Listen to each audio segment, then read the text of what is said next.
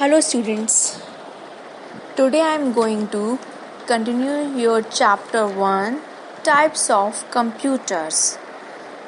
In previous video session of this chapter, we explained you some types of computers, classification based off data types, and in brief we explained you classification based on size. Now we will explain you some other things about the classification based on size one by one. So, first of all, we will talk about supercomputer. You have already read about the fastest supercomputer in your last class. आप पहले ही अपनी last class में पढ़ चुके हैं super computer के बारे में. Let us learn more about supercomputers. अब हम सुपर कंप्यूटर्स के बारे में कुछ और चीज़ें जानेंगे. A supercomputer is a computer with a very high speed. Super computer एक वो कंप्यूटर होता है जिसकी स्पीड बहुत ही हाई होती है, बहुत फास्ट काम करता है, एंड मेमोरी, और इसकी मेमोरी भी बहुत फास्ट होती है. It is a huge in size covering a room.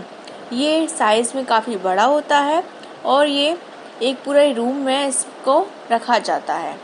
It is the most expensive computer. ये आपके सारे कंप्यूटर में सबसे एक्सपेंसिव कंप्यूटर होता है, यानी कि इसकी कॉस्ट बहुत ज़्यादा होती है. हर कोई इसको अफोर्ड नहीं कर सकता. ये सिर्फ बड़ी बड़ी ऑर्गेनाइजेशंस, कंपनीज, वहीं पर इसको यूज़ किया जाता है. Their speed is measured in floating point operations per second flops. इसकी जो स्पीड है, सुपर कंप्यूटर की स्पीड को FLOPS फ्लोटिंग पॉइंट ऑपरेशंस पर सेकेंड में मेजर किया जाता है इंस्टेड ऑफ मिलियन इंस्ट्रक्शंस पर सेकेंड, और इसको मिलियन इंस्ट्रक्शन पर सेकेंड में MIPS में नहीं किया जाता है. Super computers are used for weather forecasting, molecular research, processing complex scientific data, etc. इसको सुपर कंप्यूटर को वेदर फोरकास्टिंग यानी कि आपके मौसम की पूर्वानुमान लगाना, यानी कि आपको पता है टीवी पर दिखा देते हैं और न्यूज़पेपर में ही दिखा देते हैं कि आपका कल बारिश होगी या कल ज़्यादा गर्मी होगी या कल बर्फ़ पड़ेगी. ये सारे हम वेदर फोरकास्ट जो होता है, यानी कि मौसम की पहले से हम नॉलेज जो ले लेते हैं, ये जो वेदर फोरकास्टिंग डिपार्टमेंट के, तो वो सुपर कंप्यूटर के थ्रू ही लेते हैं. मॉलिक्यूलर रिसर्च, मॉलिक्यूलर आपकी केमिस्ट्री साइंस की जो रिसर्च होती हैं, या फिर कॉम्प्लेक्स साइंटिफिक डेटा, ये सारे साइंस की जितनी भी रिसर्च होती है सुपर कंप्यूटर के थ्रू की जाती हैं. Where are lot of calculation have to be done very quickly, और इससे बहुत सारी कैलकुलेशन को क्विकली हम कर सकते हैं. परम 8000 built in 1990 is considered to be India's first supercomputer. परम 8000 जो 1990 में बनाया गया था, इसको इंडिया का सबसे फर्स्ट सुपर कंप्यूटर माना जाता है. Super computer crave 1 built in 1976 was the first computer capable of performing over 138 million calculation per second. Super computer crave 1 जो 1976 में बनाया गया था, फर्स्ट कंप्यूटर ऐसा था जो वो 138 मिलियन कैलकुलेशन को सिर्फ 138 मेगा फ्लॉप्स में कर लेता था. Mainframe computer. अब मेन फ्रेम कंप्यूटर की बात करते हैं. Computers with large storage capacity and very high speed of processing are known as mainframe computers. Computer जो लार्ज स्टोरेज कैपेसिटी होती है जिसमें, और बहुत ही वेरी हाई स्पीड में जो काम करता है, उसको क्या बोलते हैं? मेन फ्रेम कंप्यूटर्स बोला जाता है. They were developed in late 1950s. ये थोड़ा लेट डेवलप किए गए. They were developed in late 1950s. ये 1950s के बाद डेवलप किए गए. They can handle the workload of many users at the same time. ये काफ़ी सारे यूज़र का वर्कलोड एक साथ हैंडल कर सकते हैं. They have multiple processors and are mainly used in networked environment in large organizations such as banks, railways, airways, hospital, etc. ये बड़ी बड़ी ऑर्गेनाइजेशन जैसे कि बैंक्स, रेलवेज, एयरवेज, हॉस्पिटल और इनमें सब में मेन फ्रेम कंप्यूटर ही यूज़ किए जाते हैं. Where large amount of data has to be processed quickly. यहाँ पे बहुत लार्ज अमाउंट ऑफ डेटा को बहुत जल्दी प्रोसेस किया जाता है. Examples are IBM Z series, IBM Z series, PDP-10 etcetera. ये आपके सारे मेन फ्रेम कंप्यूटर के कुछ एग्जाम्पल्स हैं.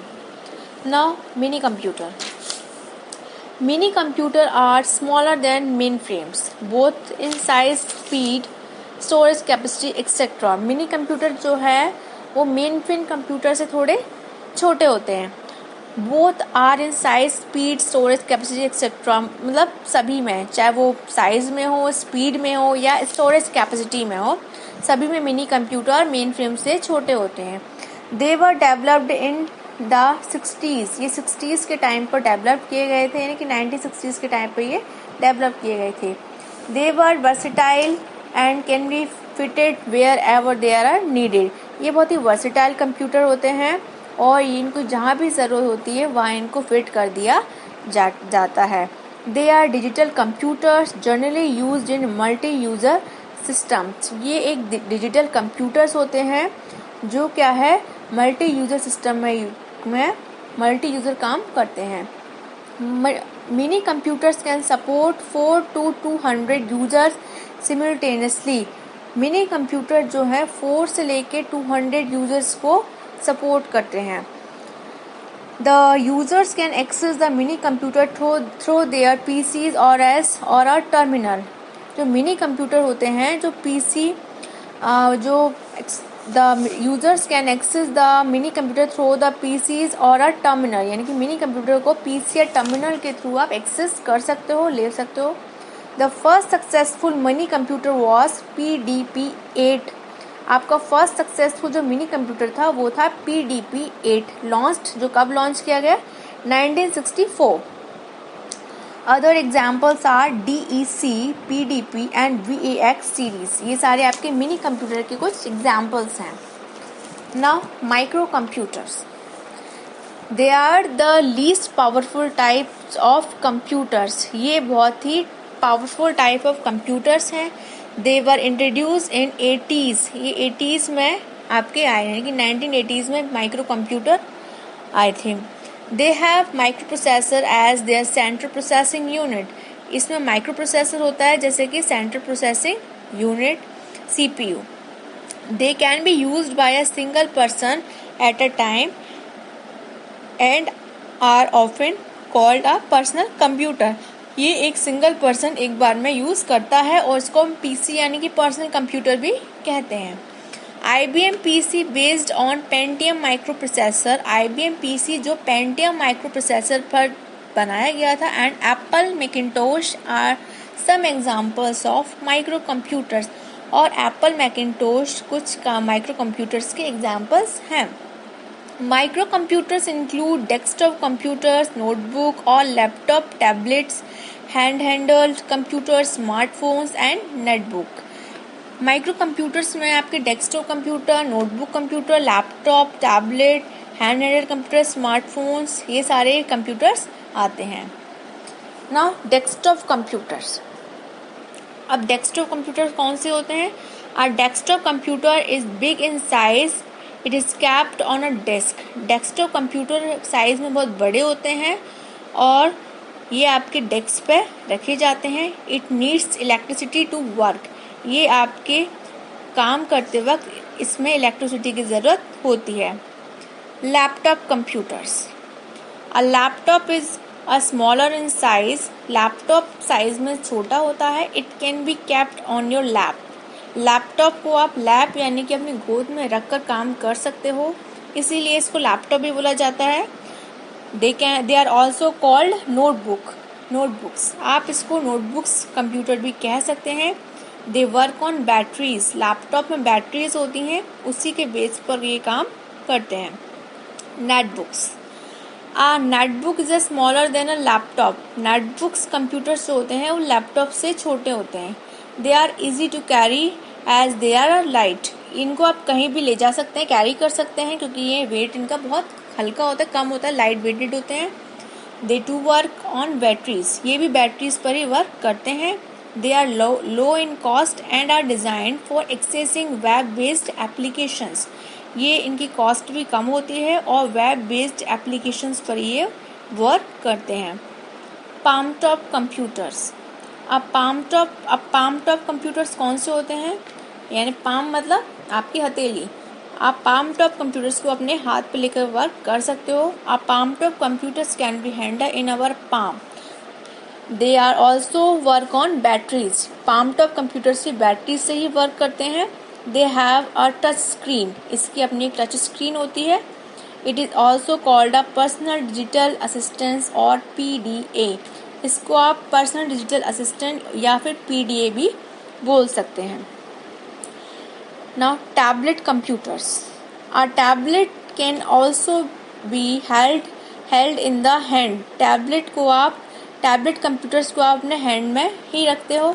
It also has a touch screen. इसमें भी टच स्क्रीन होता है, यानी कि इसके आप टच करके, जैसे आप अपने स्मार्टफोन में वर्क करते हो, ऐसे ही आप अपने टैबलेट कंप्यूटर्स में वर्क कर सकते हैं, है ना। स्मार्टफोन में आप कोई भी ऐप होता है, टच किया अपने फिंगर से या थंब से तो आप ओपन कर देते हो। ऐसे ही टैबलेट कंप्यूटर में आप टच करके आप काम कर सकते हो। या फिर it too works on batteries. ये भी बैटरीज पे काम करते हो। Now smartphones. These are cellular phones that functions both as phone and as small PC. ये एक आपकी सेलुलर फ़ोन होता है जिसमें फ़ोन के और स्मॉल PC दोनों के ही सारे फंक्शंस होते हैं। They may use as stylus or a pen or may have a small keyboard और टच स्क्रीन फॉर इनपुट। इसमें पेन और इसमें स्मॉल कीबोर्ड और टच स्क्रीन फॉर इनपुट होता है। They can be connected to the internet wirelessly. ये internet से wirelessly, यानी कि इसमें कोई आप वायर की ज़रूरत नहीं होती है, आप और उसे इंटरनेट से भी कनेक्ट कर सकते हो। They are commonly use to check mail, play games and listen to music. इसको आप चेक मेल या गेम खेलना या फिर म्यूज़िक सुनने के लिए यूज़ करते हैं। Wearable computer. Wearable computer. This is the latest type of computer. Computer application like a email, contact list, multimedia calendar, which are commonly used, are put inside watches, cell phones, visors, and other devices. This computer is also on, and there is a constant interaction between the user and the computer. Example, Google Glass. Wearable computer कौन से computer होते हैं? ये latest type of computer होते हैं और इसमें आप जिस सारे ईमेल, कॉन्टैक्ट, मल्टीमीडिया, ये आपके वॉचेस, यानी कि वॉचेस में भी होते हैं।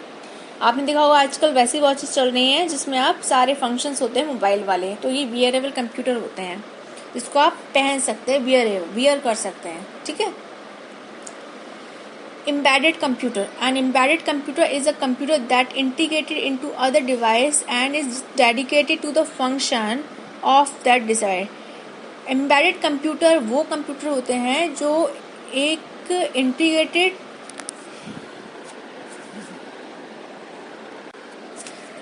जो अदर डिवाइसेस को कंट्रोल करते हैं, इंटीग्रेट करते हैं, और it is also referred to as microcontroller as it is mainly used to control some functions. ये एक तरह से माइक्रो कंट्रोलर होता है और कुछ फंक्शंस को ये कंट्रोल करता है। It is commonly used in modern TV sets, telephones, digital cameras, washing machines, motor vehicles, microwaves, refrigerators and dishwasher. तो ये सारे क्या होते हैं? इसमें आप क्या करते हो? आप कंट्रोल करके। The embedded computer is used for performing a specific task only. जो एम्बेडेड कंप्यूटर होते हैं वो कुछ स्पेसिफिक टास्क ही करते हैं, यानी कि ये कंप्यूटर्स जो होते हैं एक कंट्रोल करके रखते हैं अदर मशीन्स को। Computer language. We use language to communicate with each other. हम एक लैंग्वेज का यूज़ करते हैं एक दूसरे से बातचीत करने में. Similarly to give instruction to the other computer we need a language which can be understood. तो हमें कंप्यूटर से अगर लैंग्वेज से बात करनी है तो हमें एक लैंग्वेज की ज़रूरत होती है. कंप्यूटर में कोई भी आप डाटा डालोगे. From the first generation of the computer till date, there have been several programming languages which were used to communicate with the computer. आपकी फर्स्ट जनरेशन कंप्यूटर से अब तक कई सारी लैंग्वेजेस आपकी आ चुकी हैं. Basically, programming or computer language can be divided into two categories according to how the computer understands them. Basically जो कंप्यूटर लैंग्वेज होती है वो 2 कैटेगरीज में डिवाइड की गई है. First is high level language and second is low level language. Each programming language has its own set of rules and grammar just as the rules of English of German language. हर programming language की अपना set of rule होता है और English और German language just like English और German language. The grammar is known as the syntax of the language and the sentence form are called statements. जो grammar होती है उसको syntax बोला जाता है और sentence को statements. A set of related statements form a program. और कई सारे statements को मिलाकर हम programs को बनाते हैं. The language closest to the hardware is the machine language as you see in the figure below. आप इस फिगर में देख रहे हो इसमें चार्ट में 4GL, high level language, assembly language, machine language और हार्डवेयर, ये सारे एक दूसरे पे डिपेंड हैं. Now machine language. A computer understand the binary code which consist of 0 and 1. Computer जिस कोड को अंडरस्टैंड करता है उसको क्या बोलते हैं? बाइनरी कोड, जिसमें 0 and 1 होता है.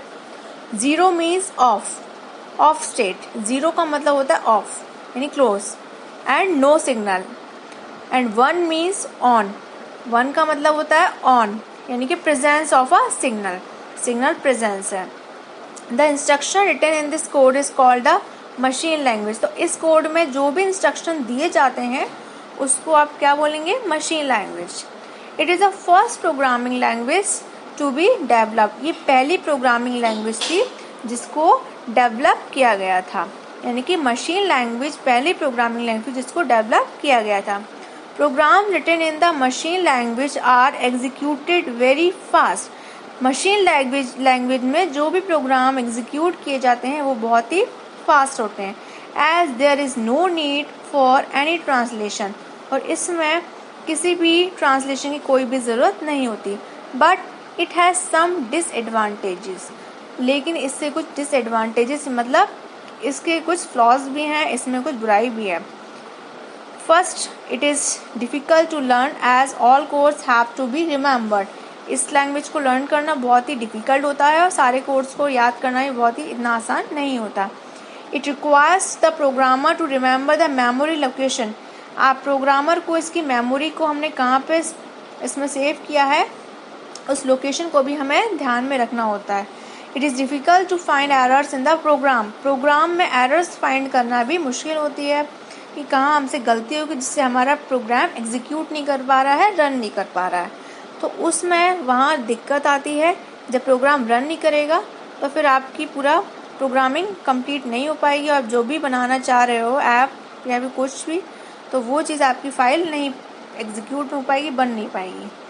A program written in machine language is specific to one computer. एक प्रोग्राम जो मशीन लैंग्वेज में लिखा होता है एक कंप्यूटर में, it can not be run on another computer. वो किसी और कंप्यूटर में आप रन नहीं कर सकता. So it is to be machine depend. तो ये मशीन डिपेंडेंट होता है. Now assembly language. To overcome the problems of machine language, assembly language was developed. Machine language से कुछ अपनी लिमिटेशंस थी, तो उन लिमिटेशंस से ओवरकम करने के लिए हमने असेंबली लैंग्वेज को डेवलप किया गया है. It uses some alpha numeric codes और symbols called as mnemonic codes.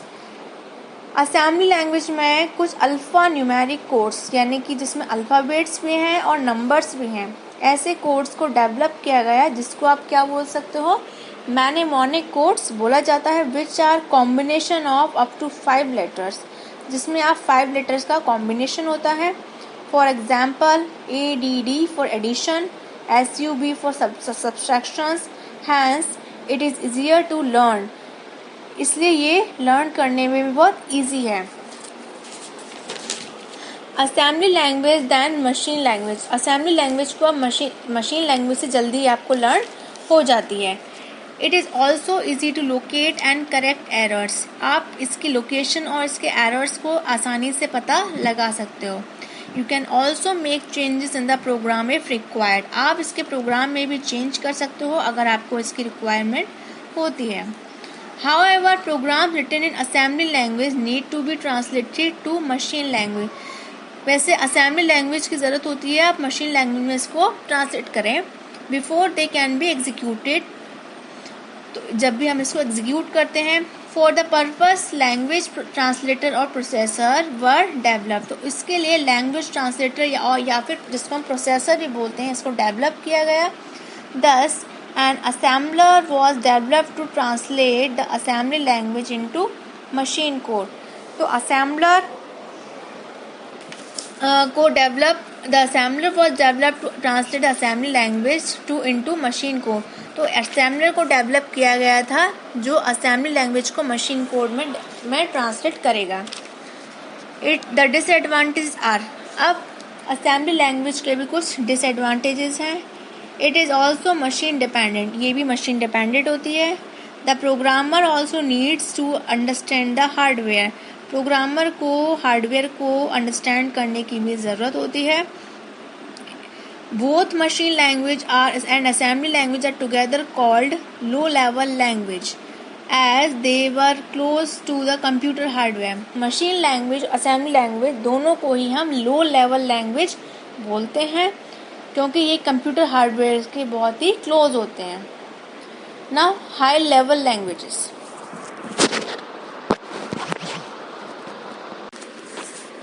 अब हम हाई लेवल लैंग्वेजेस की बात करते हैं. To overcome the problems of the low level languages of LLL, high level languages, low level language की problem से overcome करने के लिए हम हाई लेवल लैंग्वेज को डेवलप किया गया. They are also known as third generation language as they were developing during that period of computer development. इनको हम थर्ड जनरेशन लैंग्वेज भी बोला जाता है, यानी कि हाई लेवल लैंग्वेजेस को थर्ड जनरेशन लैंग्वेजेस ही बोला जाता है क्योंकि इसमें ये थर्ड जनरेशन में ही डेवलप की गई. These were simple to learn and user friendly, ये बहुत लर्न करने में ईजी हैं और यूज़र फ्रेंडली हैं. These languages used English-like phrases for commands which make it easier to read and write. ये जो लैंग्वेज होते हैं इंग्लिश-like phrases और commands को बहुत easily रीड कर लेते हैं और लिख भी लेती हैं. And find errors in programs, और प्रोग्राम्स में एरर्स ही फाइंड कर लेती हैं. Program written in HLL were machine independent too, program जो हाई लेवल लैंग्वेज में लिखे होते हैं वो मशीन इंडिपेंडेंट होते हैं. Different high level languages include FORTRAN, कई सारी हाई लेवल लैंग्वेजेस हैं. FORTRAN formula translation, COBOL common business oriented language, BASIC beginners all purposes symbolic instruction code, C, C++, Java, Python. These are some high-level languages. Now, however, programs written in HLL need to be translated to machine language by using translators like interpreters and compilers. तो high-level language में को translate अगर machine language में करेंगे तो उसके लिए हमको ट्रांसलेटर्स लाइक जैसे इंटरप्रेटर्स और कंप्लायर्स की ज़रूरत पड़ती है. अब हम इंटरप्रेटर्स और कंप्लायर क्या होते हैं इनको हम एक्सप्लेन करेंगे. आप interpreter the convert the HLL यानी कि high level language program into machine language line by line. Interpreter आपकी हाई लेवल लैंग्वेज प्रोग्राम को मशीन लैंग्वेज में आपके लाइन टू लाइन आपकी लाइन बाय लाइन कन्वर्ट करता है. It checks the code for error and if found to be correct, execute the line of code. इसमें ये आपके एरर्स को चेक भी करता है और उसमें कोई और करेक्शन होने के बाद आपके कोड को एग्जीक्यूट भी करता हुआ जाता है. If there is an error, the execution of the program will stop and the error has to be first removed before the execution continues. जब ये इसको हम एरर ये इंटरप्रेटर कोई ढूंढ लेता है आपके प्रोग्राम में, तो ये उस एरर को रिमूव करने के बाद अपने काम को एग्जीक्यूट करता है. This is repeated for all the statements. यही सारे स्टेटमेंट में रिपीट किया जाता है. The translated program is not stored in the memory and thus इस प्रोग्राम को आप ट्रांसलेट प्रोग्राम को स्टोर नहीं कर सकते अपनी मेमोरी में. The process is repeated each time you run the program. ये प्रोसेस तब जब भी होगी जब भी आप प्रोग्राम को रन करेंगे. This also result in less use of the memory. इसमें मेमोरी कम यूज होती है. Example basic use and interpreter. Basic जो लैंग्वेज होती है वो इंटरप्रेटर को यूज करता है. Compiler also translates a high level program to machine language. Compiler भी हाई लेवल को मशीन लैंग्वेज में कन्वर्ट करता है. It translates the whole program in one go and saves the machine code. ये सारे प्रोग्राम को आपके ट्रांसलेट करता है मशीन कोड में. It displays all the errors at the end. ये एंड में आपके सारे एरर्स दिखाता है. The programs can be executed once it is error free. अगर आपकी कोई भी एरर नहीं है तो एक बार में इसके प्रोग्राम एग्जीक्यूट हो जाएगा. The execution is faster as the machine code is saved and is not generated every time the program is run. इसमें जो एग्जीक्यूशन टाइम होता है वो जनरेट नहीं किया जाता और इसका प्रोग्राम रन करवाया जाता है. Examples of complied language include C++, Fortran, COBOL etcetera. आपके कंप्लाइड लैंग्वेज जिसमें आपके कंप्लायर का यूज़ किया जाता है ट्रांसलेट करने के लिए हाई लेवल को मशीन लैंग्वेज में C++, फोर्ट्रैन, कोबोल इनमें सब में कंप्लायर का ही यूज़ किया जाता है. फोर्थ जनरेशन लैंग्वेज कौन सी है? 4GL is designed to be closest to the natural language of humans than a 3GL. 4GL को नेचुरल लैंग्वेज ह्यूमन से 3GL लैंग्वेज में डिज़ाइन किया गया. यानी कि ये जो लैंग्वेज होती है वो आपके नेचुरल लैंग्वेज के ही कॉमन होती है. Languages for accessing database are often described as 4GL. यानी कि 4th जनरेशन लैंग्वेज में आप डाटाबेस से सारे लैंग्वेज को डिस्क्राइब कर सकते हो. Programming easy as 4GL are user friendly. Programming इसमें इजी होती है, 4GL में यूज़र फ्रेंडली होती है. The user only needs to provide the input and the format in which the output is required without bothering about the steps involve. इसमें आपको कोई problem नहीं होती है. The user can obtain the required information very easily and quickly. User जो है आपकी information को ईजीली एंड क्विकली सुनता है. 4GL are design to reduce the overall time and effort in program development. 4GL जो है आपकी ओवरऑल टाइम एफर्ट को रिड्यूस करने में, यानी कि आप इजीली अपने वर्क को कर सकें, इसलिए डेवलप किया गया. Example includes SQL, Mantis, Ruby. These are some 4GL example. यानी कि 4th जनरेशन लैंग्वेज के कुछ एग्जाम्पल है SQL, MA and TIS.